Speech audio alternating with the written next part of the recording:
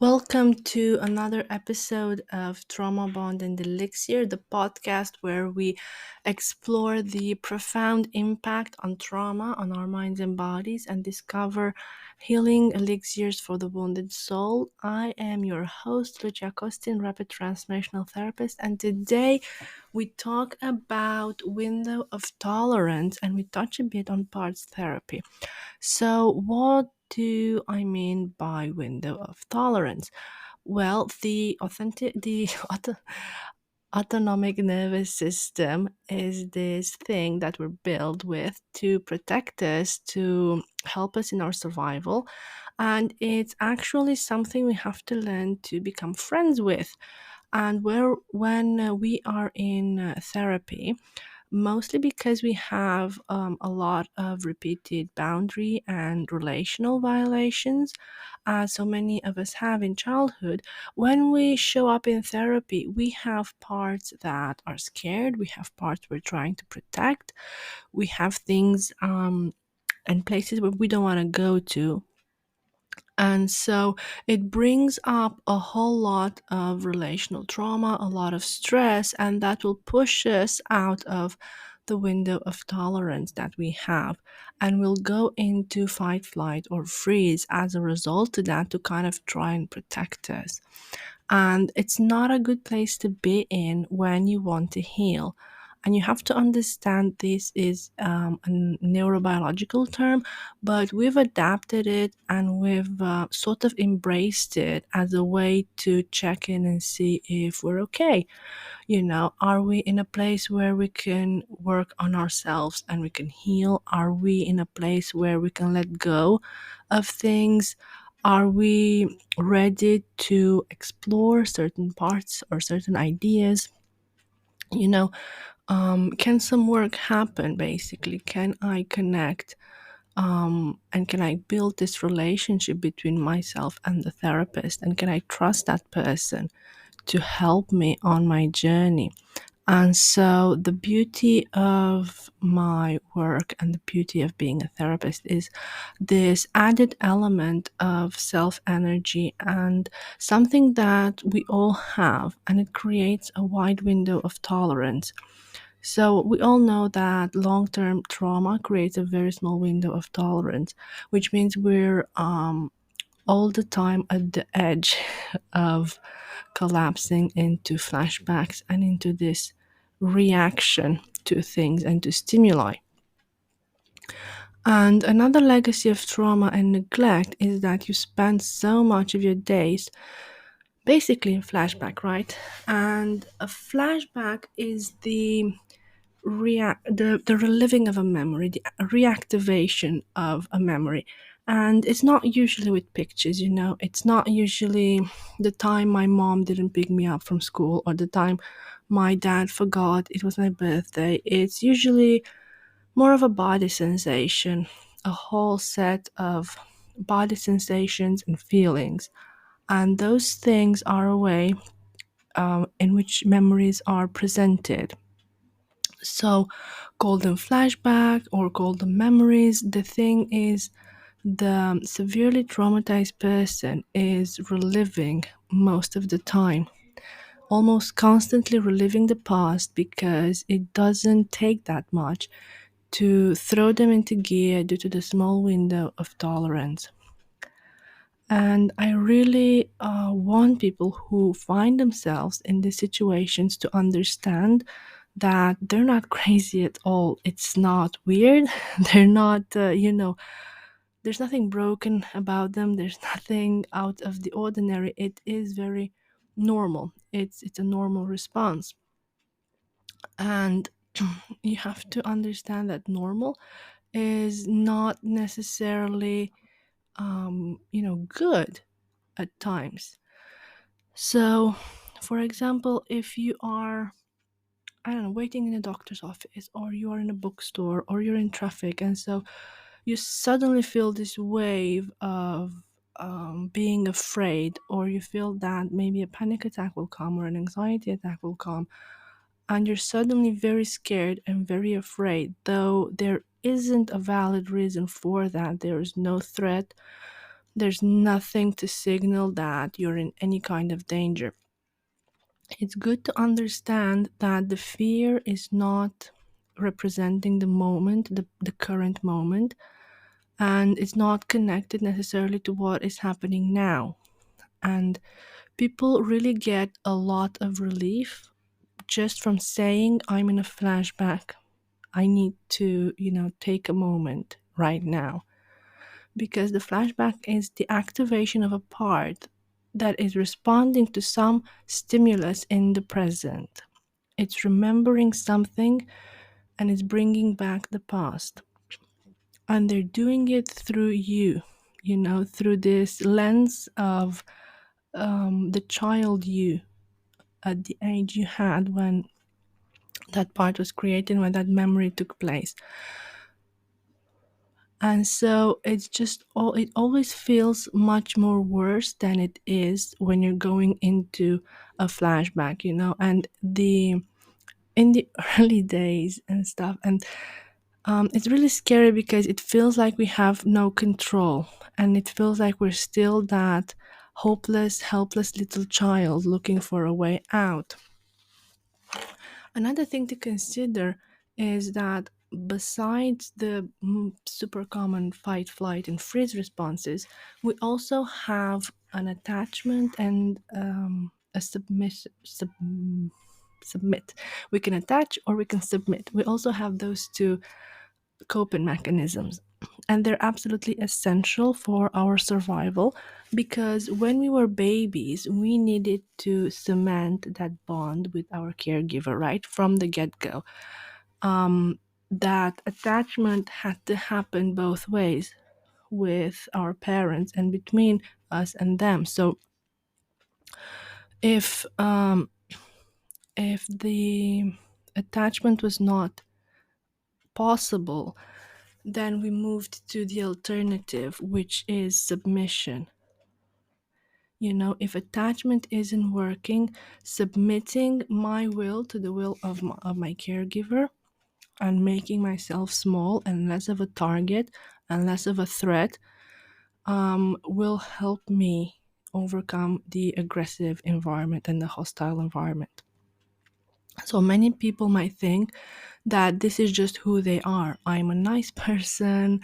I always want to make people happy. I don't like confrontation, let's not make a big fuss about it. But later they start to actually realize that this was very useful and very helpful. And it is a self protective mechanism that they have learned very early on. You start to understand that this is also an autonomic adaptation. It helps you to rethink and to find ways to maybe say no, try, even though it's totally terrifying at the beginning because it feels very unsafe at first, recognizing it. And that's okay, because that very nice, very helpful person, that person that puts all the time others, the needs of others before the needs of his own needs, that might not be you. That might be who you had to be in order to be safe. Okay, so let's just take a moment and think, if there was no threat around, who would I be? What do I really want to do? If there was no threat, if I wasn't disappointing anybody, if nobody would become upset, maybe I don't really want to do whatever it is asked of me. So you will probably see a lot of trauma survivors functioning extremely well in the world. And by that I mean in the workforce. They're possibly workaholic because, let's face it, society likes it when people overwork. It's considered a virtue. And people with trauma do very well in the workforce because there are clear rules that they follow. They know what they need to do, they hustle, they work hard, they achieve great things. They're amazing in the work field, but then in their personal lives, there's a deficit. And that's because relationships are so complicated and there's a lot of information coming in and coming out all at once. And we have to negotiate that somehow. And in order to have a sustained relationship, we have to be able to have some window of tolerance. We have to rely on the other person is safe. I can open up, I can be vulnerable, and this is very difficult for someone who has past traumas because some interactions were just difficult. So it's hard for a person to go back into safety and trust that this other person will join them, right? And trauma survivor often have these hardwire reactions that started very early in life, that people aren't safe in a whole different variety of ways. So you've got all that data hardwired into you, and it will certainly come up in it comes up the worst in intimate relationships, but in any relationship, being friends, parents, child parent relationship, um, you do get triggered, and it creates that cascade of procedural learned material that's going to be presented there. You're basically not, you're on autopilot in a way. You can't be present in the moment when you have past parts of you showing up. You can try to suppress it, you can try to not show it, you can try to hide it, but it does not do any good for the relationship. So, an often trigger is anger. And then you kind of suppress it because you don't want to fight all the time with your partner or with your children. And you kind of take some time off to descale, to de-escalate, sorry, to cool down. The problem is you can't get through anything that way, and it's very painful. It also creates a barrier between you and your partner because you think that they cannot help you with this, they can't understand you, and they definitely cannot handle if you manifest all that anger. And I have a lot of empathy for these people because they think, what the hell's wrong with me? I'm such an unstable person. When none of that is true, and they're really battling, they're really fighting on two fields. We need to understand that people are complex beings and we are made out of many parts and many pieces. There is our essence, that part of us that makes us who we are, that makes us unique. There's a part of you that maybe likes to please others because it keeps you safe. There's other parts that may be pushing you and a lot of time judging you. Sometimes we are the judge, the jury, and the person sitting in the jail. And all of this is because we need to feel safe and we need to keep that bubble that we are so familiar with and the story that we tell ourselves. The sense of self can be individual, can be global, or it can carry, our generational story. It's not always just about us. Why is it important to make this distinction? Because it reminds us that our sense of self is the traumatized part, the part which we come, the part which we bring to the world. That will forever be pure. That essence, that uniqueness. Nobody can touch that.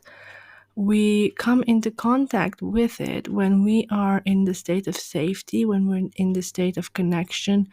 Our ventral state of who we are comes up when we really feel present in the moment, when we're not sensing any threat around, when it's okay to just be ourselves.